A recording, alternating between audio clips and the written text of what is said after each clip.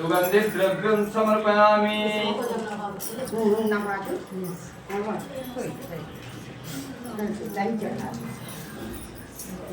अब धूप दिखा दीजिए। हमें तो सिस्टम बोलना पड़ेगा ना, वो धीमे जल्दी आगे पीछे तो करते नहीं। तो रुमाल वाला चढ़ा जो बनाया वो धागा वो कुछ चढ़ा तो ही फूल चढ़ा दो, धागा चढ़ा दो, श्रृंगार कर दीजिए पूरा बराबर। जो भी आपकी सर्वत्र सामग्रियां हैं भगवान भोले बाबा को समर्पित कर दीजिए।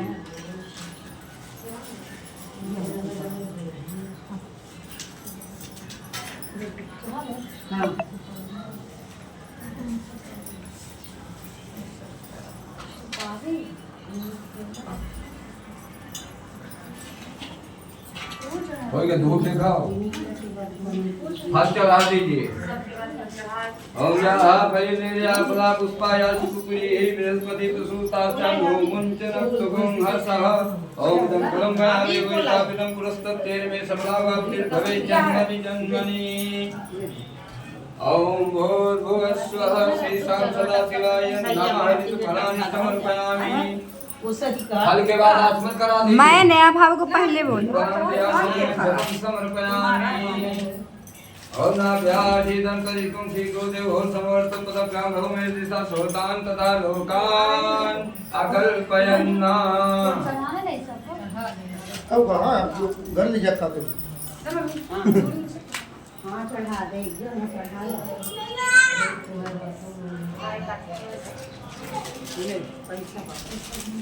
ओम भोगरी हे प्रमोद समुद्रते हे सुसोवरु अस्वादिव सचित्तवीर कापारि नामग्रादे सुगंधिन मातत्यादीन वंशुगोमनादान पुष्पाणि भोयासं पृथ्वीहेताम। ओम भूर्भुवस्सुः श्रीशां सदाशिवाय नमः। पुष्पमालां समर्पयामि। अब धूप दिखाइए। भगवान जाना अगरबत्ती धूप बत्ती जलाए हो? जला लो।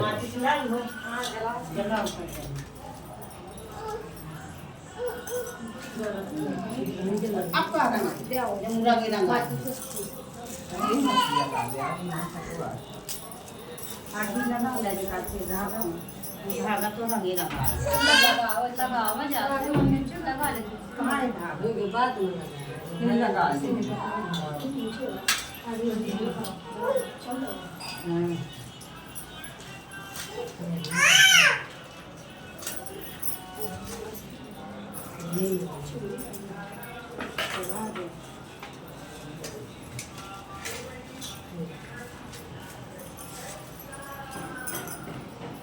अगरबत्ती केला में खोल देते मौसी, बड़ी जलती रहती है।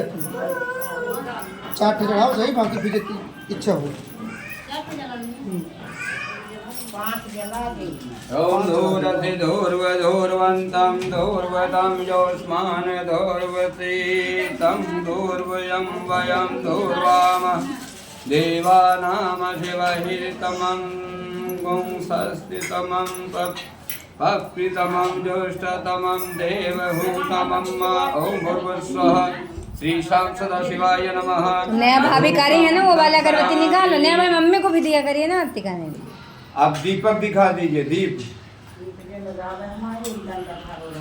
ओम अग्नि ज्योतिर्ज्योतिरग्निः स्वाहा सूर्यो ज्योतिर्ज्योतिः सूर्यः स्वाहा अग्निर्वर्चो ज्योतिर्वर्चः स्वाहा सूर्यो वर्चो ज्योतिर्वर्चः स्वाहा। ओम भूर्भुवस्सुः श्रीशां सदाशिवाय नमः। दीपं दर्शयामि।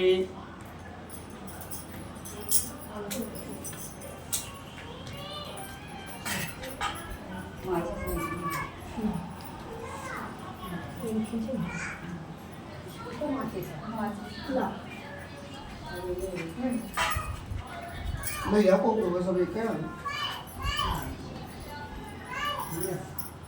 जलाओ ना, अपने से जलाओ काका, जला ले।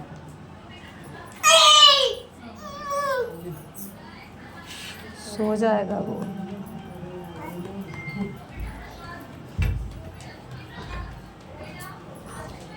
ये एकदम अगरबत्ती का है, जलती नहीं है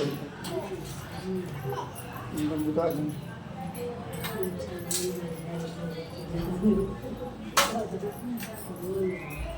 लड़की वड़की कुछ नहीं है बाद में करे अबे वो ऐसा ही असर आया है। सब हुई बात में। जला दे तो कहीं तू बत्तियां ना देंगे बातें बुझ जाएंगे। हाँ वहाँ वाली बात ही नहीं ना बुझ कुछ तो खाता है पानी का पानी या ऑपरेशन में यही से तो काम नहीं निकल और चावल पुष्प लेकर के ध्यान कर लीजिए भोलेनाथ जी का। बेलपत्र ले लीजिएगा। ओम ध्याये नित्यं महेशं रजके दिवं चारु चंद्रावतं समनाना रत्नं संतोषं थोड़ी सी वीडियो में वीरहस्तं सुसंगं समपादति सर्वं भवेजागृतं विश्वातं विष्टबीजं निर्भयहरं पंचवक्त्रं त्रिनेत्रं ओम श्री सदाशिवाय नमः। ध्यानार्थे अक्षत पुष्पाणि समर्पयामि। कौन दीजिए भोलेनाथ जी।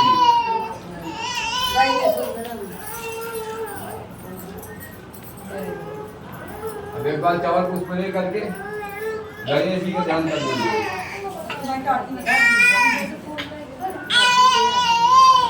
ओम गजाननं भूतगणाधिसेवितं कपिजम्बो फलचारुभक्षणम् उमासुतं शोकविनाशकारकं नमामि विघ्नेश्वरपादपङ्कजम्।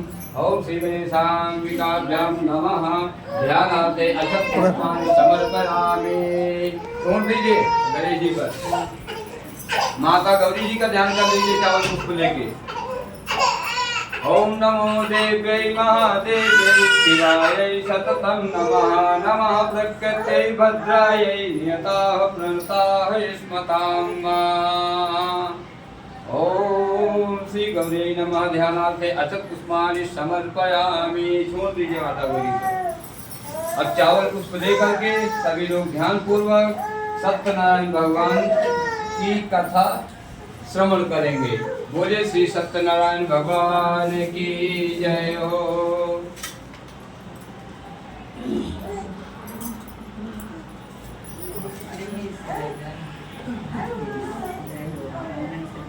ले लिया चावल पुष्प ने।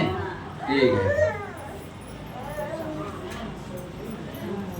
एक दिन महाराज युधिष्ठिर ने भगवान से कहा कि हे प्रभु, कोई ऐसा उत्तम व्रत बतलाइए जिसके प्रभाव से मनुष्यों के अनेकों सांसारिक क्लेश दूर होकर वे पुत्र एवं पौत्रवान हों। यह सुनकर भगवान बोले, हे राजन, तुमने बड़ा ही उत्तम प्रश्न किया है। मैं तुमको एक पौराणिक इतिहास सुनाता हूँ, ध्यान पूर्वक सुनो। एक समय लोमस ऋषि ब्रजराज की मथुरापुरी में वसुदेव देवकी के घर गए। ऋषिराज को आया हुआ देख करके दोनों अत्यंत प्रसन्न हुए तथा उनको उत्तम आसन पर बैठाकर उनका अनेक प्रकार से वंदन और सत्कार किया। फिर मुनि के चरणोदक से अपने घर तथा शरीर को पवित्र किया। वह प्रसन्न होकर उनको कथा सुनाने लगे। कथा के कहते लोमस ने कहा कि हे देवकी, दुष्ट दुराचारी पापी कंस ने तुम्हारे कई पुत्र मार डाले हैं, जिसके कारण तुम्हारा मन अत्यंत दुखी है। इसी प्रकार राजा नहुष की पत्नी चंद्रमुखी भी दुखी रहा करती थी, किंतु उसे संतान सप्तमी का व्रत विधि विधान सहित किया, जिसके प्रताप से उनको संतान का सुख प्राप्त हुआ। यह सुनकर देवकी ने हाथ जोड़कर मुनि से कहा, हे ऋषिराज, कृपा करके रानी चंद्रमुखी का संपूर्ण वृत्तांत तथा इस व्रत का विधान विस्तार सहित मुझे बतलाइए, जिससे मैं भी इस दुख से छुटकारा पाऊं। लोमस ने कहा कि हे देवकी, अयोध्या के राजा नहुष थे। उनकी पत्नी चंद्रमुखी अत्यंत सुंदर थी। उनके नगर में विष्णुगुप्त नाम का एक ब्राह्मण रहता था। उसकी स्त्री का नाम भद्रमुखी था। वह भी अत्यंत सुंदरी थी। रानी और ब्राह्मणी में अत्यंत प्रेम था। एक दिन वे दोनों सरयू नदी में स्नान करने के निमित्त गए। वहां उन्होंने देखा कि अन्य बहुत सी स्त्रियां सरयू नदी में स्नान करके निर्मल वस्त्र पहनकर एक मंडप में शंकर एवं पार्वती की मूर्ति स्थापित करके पूजा कर रही थी।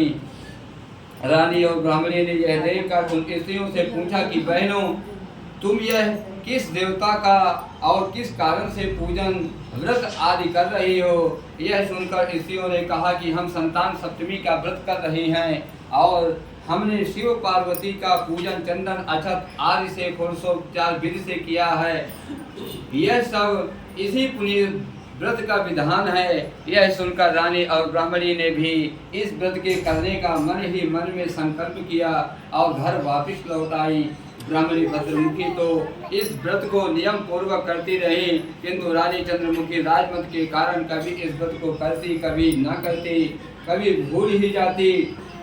कुछ समय बाद दोनों मर गई। दूसरे जन्म में रानी बंदरिया और ब्राह्मणी ने मुर्गी की योनि पाई, परंतु ब्राह्मणी मुर्गी की योनि में भी कुछ नहीं भूली और भगवान शंकर तथा पार्वती जी का ध्यान करती रही। उधर रानी बंदरिया की योनि में भी सब कुछ भूल गई।